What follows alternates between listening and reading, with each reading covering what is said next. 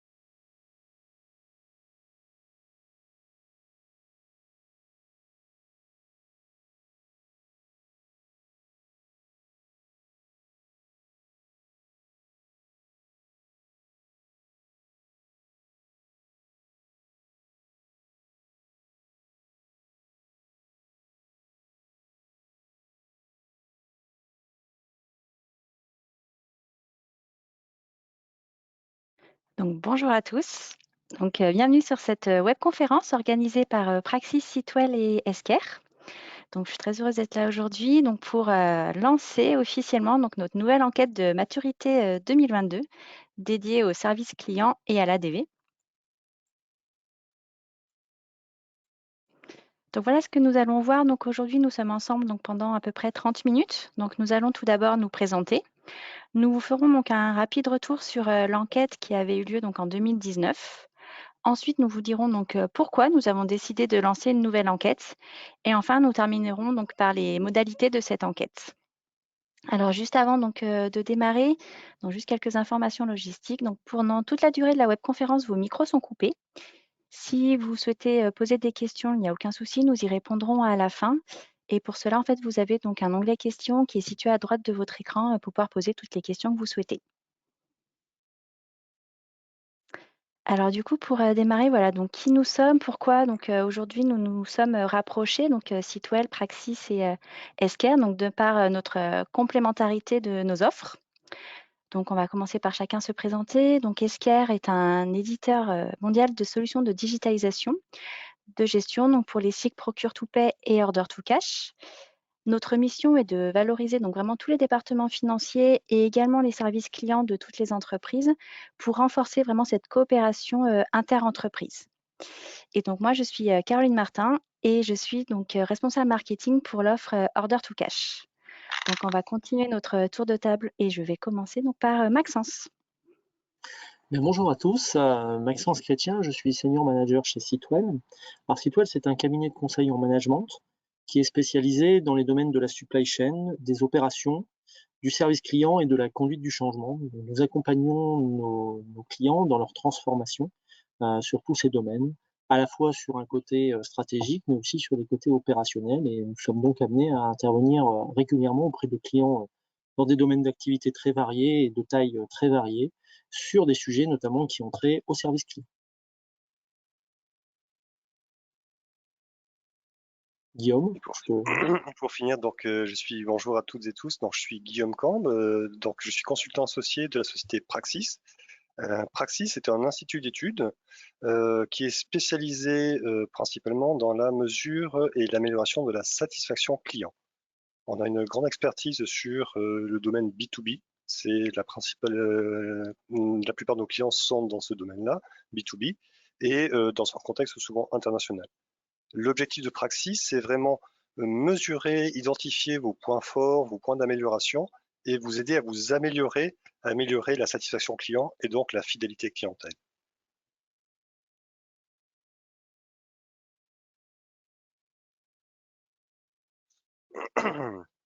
Alors, je vais continuer en fait pour vous resituer brièvement cette enquête, la première enquête qu'on a réalisée en 2019. Déjà, pourquoi cette enquête en 2019? Ça venait d'un constat commun entre Sitwell, Esker et Praxis, qu'il y avait quelque chose qui se passait, en tout cas, dans les entreprises. Il y avait pas mal de transformations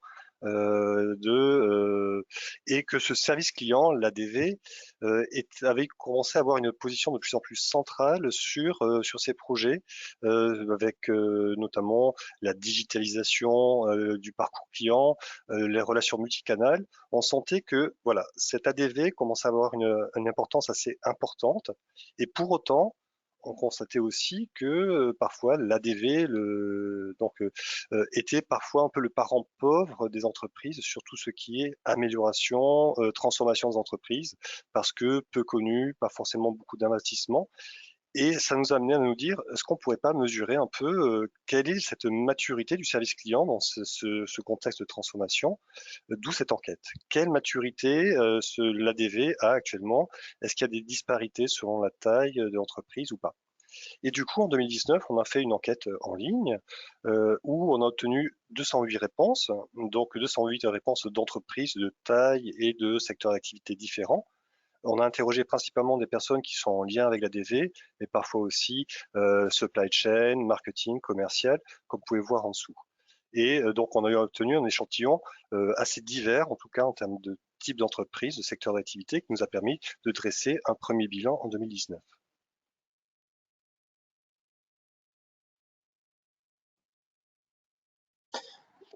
Alors, en termes de format de restitution, parce que cette enquête, donc, comme le disait Guillaume, avec plus de 200 participants, hein, ce qui nous donne un panel vraiment intéressant, ça nous a permis d'en tirer une grille de maturité selon 10 axes principaux. Guillaume redétaillera tout à l'heure les 10 axes, mais ce sont sur la polyvalence, sur la responsabilité, sur le support avant-vente, etc. Et par rapport à tous ces axes, eh bien, toutes les réponses, on avait un barème derrière qui nous a permis d'évaluer sur chacun de ces axes les répondants et également de voir la dispersion qu'il pouvait y avoir. Et vous pouvez voir là sur les grilles de maturité que les dispersions sont très différentes en fonction des différents thèmes. Ça nous a donné une vision globale qu'on a détaillée ensuite par secteur d'activité sur les mêmes axes et qui nous a permis justement de voir les disparités qu'il pouvait y avoir sur le marché entre ces différents secteurs d'activité et que les répondants puissent s'identifier aussi par rapport à ce secteur d'activité, ce qui nous a amené au compte-rendu personnalisé que vous voyez en bas à droite et qui est en fait pour chacun des répondants la vision de sa propre notation par rapport aux réponses qu'il nous a apportées et la mise en perspective par rapport à son secteur d'activité, mais aussi avec la possibilité de se mettre en perspective par rapport à d'autres secteurs d'activité, puisque cette restitution personnalisée donnait également cet accès à la vision des résultats de chacun des secteurs d'activité.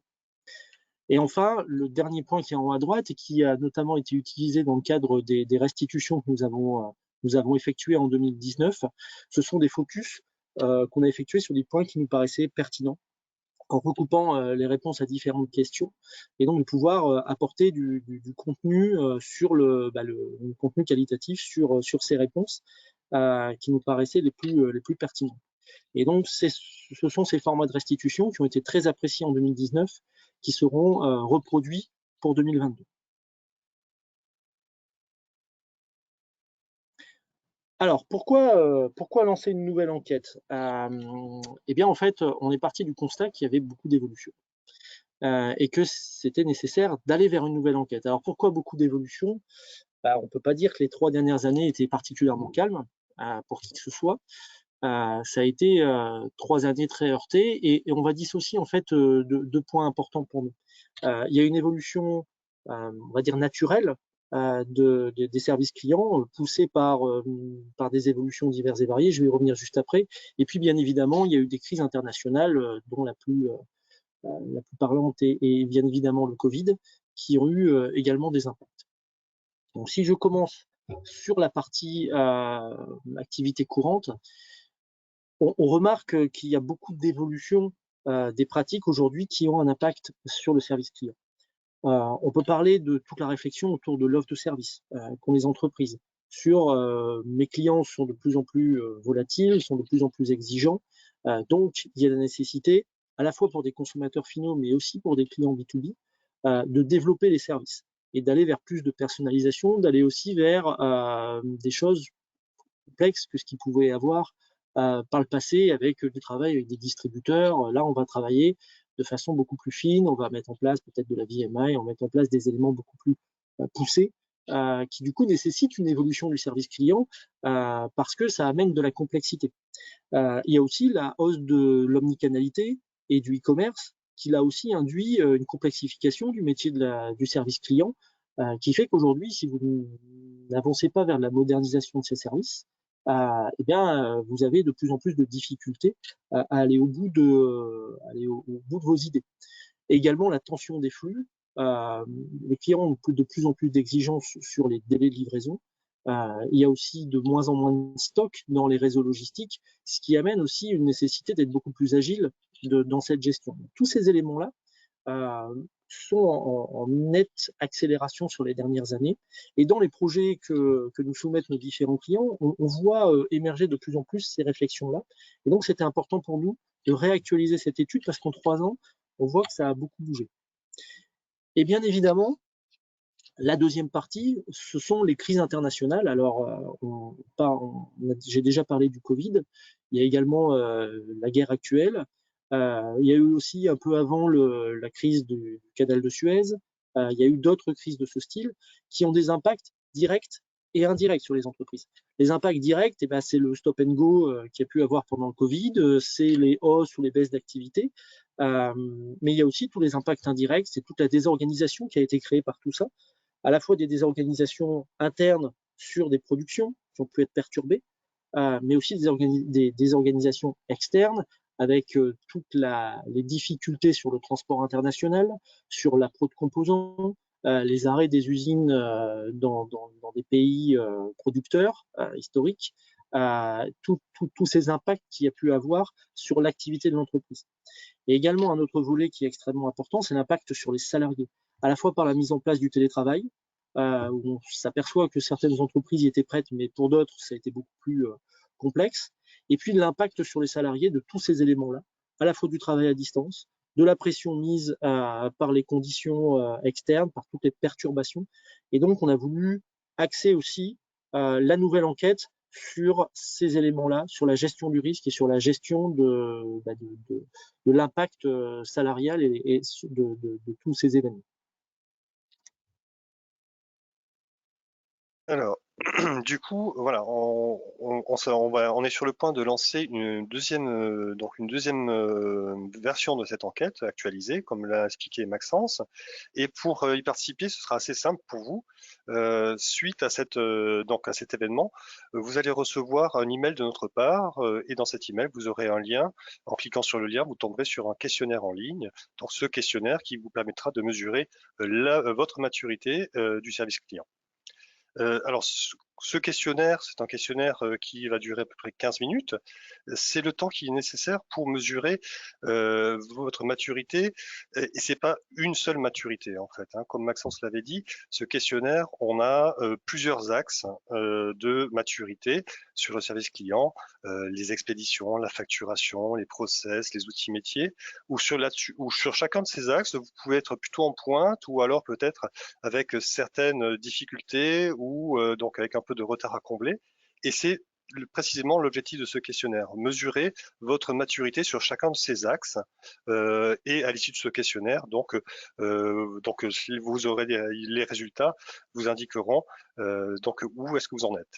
À noter également justement qu'il y a un 11e nouvel axe qui apparaît, c'est la résilience, la gestion de crise. Donc c'est bien sûr pour mesurer suite aux derniers événements des 3 dernières années, Covid et autres, comment le service client a pu donc gérer ces événements en tous les cas, ces événements notamment pour tout ce qui est personnel du service client.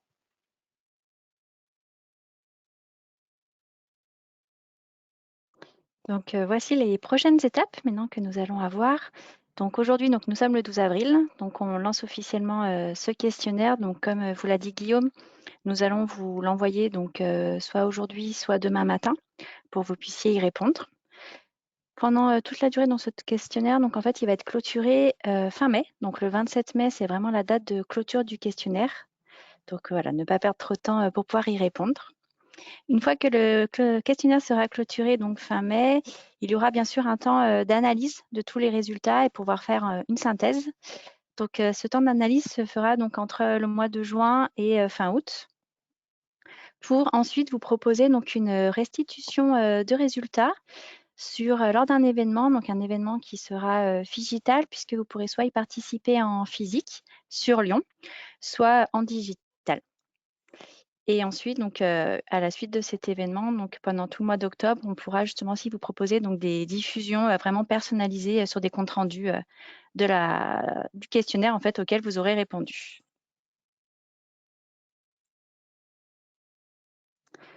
Donc là, du coup, on vous repropose donc les différents contacts pour le questionnaire. Et comme nous vous l'avons dit, donc, en fait, vous allez pouvoir donc, y répondre dès aujourd'hui ou demain matin, dès qu'on vous envoie donc, le lien du questionnaire.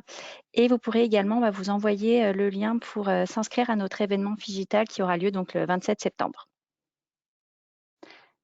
Voilà, donc maintenant, je laisse place aux questions. Donc n'hésitez pas, hein, si vous en avez, donc, de les poser dans l'onglet questions. Alors là, j'ai une première question. Nous avons plusieurs services clients au sein de notre groupe. Est-il possible d'avoir 3 liens de réponse pour les 3 services différents? Alors techniquement, je vais peut-être répondre. Effectivement, donc vous avez le lien qui vous sera envoyé, ce sera pour un questionnaire. Éventuellement, effectivement, on peut vous envoyer plusieurs liens qui vous permettraient de mesurer chacun des services clients. Donc ça, en tous les cas, il faudra qu'on pourra le noter éventuellement, juste à votre demande, pour pouvoir vous envoyer des liens spécifiques. Merci. J'ai une autre question sur le temps estimé pour pouvoir répondre au questionnaire. Donc là, on vous l'a dit justement tout à l'heure. Donc en fait, il faudra à peu près prendre 15 minutes pour répondre aux questions. Donc c'est vrai que ce n'est pas non plus très très long.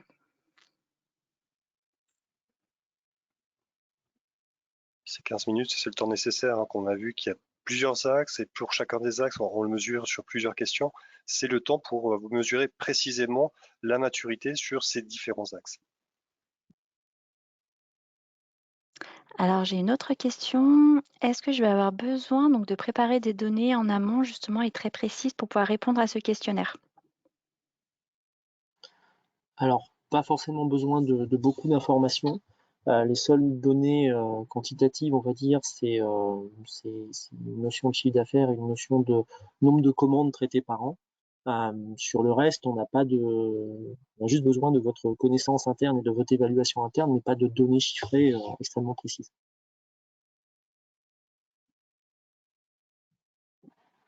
Alors, prochaine question du coup que je prends. Au-delà du questionnaire, donc est-ce qu'il est possible d'avoir la présentation d'aujourd'hui pour pouvoir présenter la démarche au manager? Donc bien sûr, il n'y a aucun souci en fait dans l'email qu'on va vous envoyer à la suite donc de la présentation. Vous aurez le lien pour répondre au questionnaire, le lien pour vous inscrire à l'événement de restitution et bien sûr la présentation d'aujourd'hui au format PDF. Et puis là, la webconférence, elle est enregistrée, donc vous pourrez bien sûr aussi la réécouter par la suite ou la faire écouter à vos managers, aucun problème.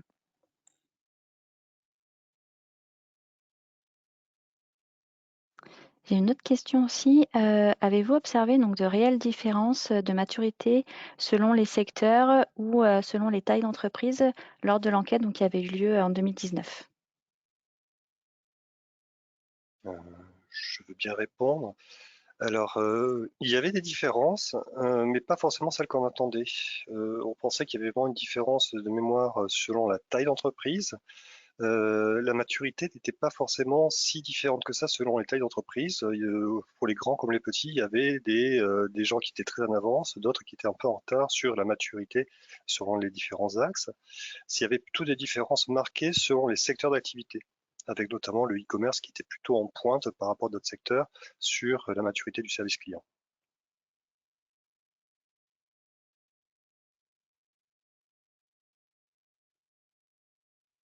Alors, il y a une autre question là qui arrive sur la guerre actuelle. Est-ce qu'elle a un impact sur les services clients, selon nous? Alors, je vais répondre à celle-ci.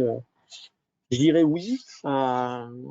Oui, à la fois en direct et en indirect, parce qu'en direct, il y a certains services clients effectivement qui travaillent avec les pays qui sont touchés par cette guerre et qui du coup sont impactés sur leur organisation, ça tout à fait.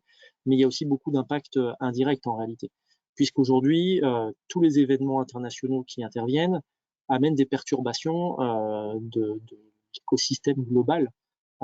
Vous avez des perturbations sur la partie transport international, vous avez des perturbations sur l'appro de matières, vous avez des perturbations sur le coût des énergies qui peut avoir un impact à la fois sur vos coûts de transport, mais qui peut aussi avoir un impact sur les productions internes, sur les coûts de composants, et tout ça au global, ça tend beaucoup l'activité économique au total, et donc ça a forcément un impact aussi.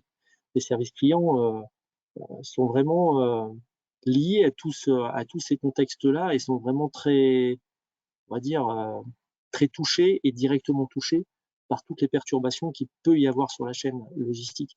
Et c'est tout l'intérêt aujourd'hui d'accorder beaucoup d'énergie et beaucoup de temps sur ces sujets-là qui ont été trop longtemps négligés. Et on s'aperçoit aujourd'hui, et toutes les crises qu'on vit montrent que les services clients ont un rôle énorme de tampon pour justement permettre de survivre à ces crises et que l'interne de l'entreprise soit moins touché parce que justement ces services font ce rôle de tampon. Merci. Alors, il y a une autre question, donc sur un autre impact, cette fois sur celle du Covid dans l'organisation du service client. Je dirais que le Covid, c'est par rapport à la guerre actuelle, c'est évidemment fois 10 ou fois 20 ou fois 100 dans les impacts. Parce que là, les entreprises ont été touchées directement. Ça a touché l'ensemble des pays, ça a touché l'ensemble des activités, ça a touché à la fois l'interne et l'externe. On observe aussi qu'en termes d'activité économique, il y a des secteurs qui ont été vraiment touchés et qui ont vu leur chiffre d'affaires fortement baisser. À l'inverse, certains autres secteurs d'activité ont explosé en termes de chiffres. Par contre, ce qu'on a beaucoup observé au début de la crise, c'est un stop and go, c'est-à-dire qu'il y a eu un effet panique où tous les carnets de commandes se sont gelés, où beaucoup d'activités se sont arrêtées, et ensuite il y a eu une reprise et parfois une explosion de la reprise. Et cet effet-là a généré justement énormément de perturbations internes qui ont fortement touché les services clients. On peut aussi parler de tout l'impact du début du Covid en Chine, parce qu'en fait, le Covid a commencé à toucher en France vraiment notre vie de tous les jours à partir de mars, mais déjà, ça faisait 3 mois que tout était extrêmement perturbé depuis l'Asie, parce que toutes les fermetures qu'il y a pu y avoir en Asie ont commencé à avoir des impacts directs sur les services clients, à la fois pour ceux qui travaillent avec des clients chinois, mais aussi de ceux qui importent et dont les activités sont dépendantes justement de ces activités-là. Donc le Covid a eu des impacts à tous les niveaux. Et comme je disais en préambule, tous les impacts indirects aussi, et notamment la partie télétravail, où du jour au lendemain, on s'est retrouvé à devoir travailler sur des entreprises, pour certaines qui étaient assez traditionnalistes sur le sujet et qui du coup ne pratiquaient pas du tout le télétravail, de devoir l'improviser, et vous ne managez pas une équipe du tout de la même façon à distance et en présentiel. Donc énormément d'impact du Covid, encore plus que ce que nous pouvons rencontrer aujourd'hui.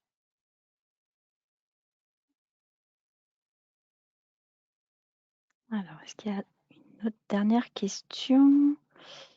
Oui, il y a une dernière question. Donc là, sur dans combien de temps, en fait, je vais recevoir les résultats de l'enquête? Je vais y répondre. Alors, comme l'avait dit Caroline, donc on va donc vous allez pouvoir répondre dès d'ici demain, en tout cas sur le questionnaire. Mais on a un temps d'analyse qui est assez important parce que bon, l'idée de pouvoir avoir vos réponses, c'est de pouvoir vous comparer avec la moyenne du marché, notamment par secteur d'activité. Et pour ça, il faut que tout le monde ait répondu. Donc, pas avant, donc le temps que toutes les réponses soient collectées et analysées. D'où une restitution donc courant septembre, donc à peu près en même temps que la restitution de septembre à Lyon. Merci.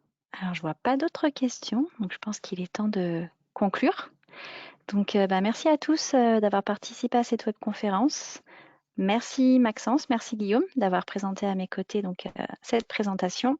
Merci Caroline. Donc, comme je vous l'ai dit tout à l'heure, donc voilà, donc d'ici demain, on va vous envoyer la présentation au format PDF, le lien pour participer à l'enquête et le lien donc, pour vous inscrire donc, à l'événement de restitution du 27 septembre. Donc, n'oubliez pas cette date.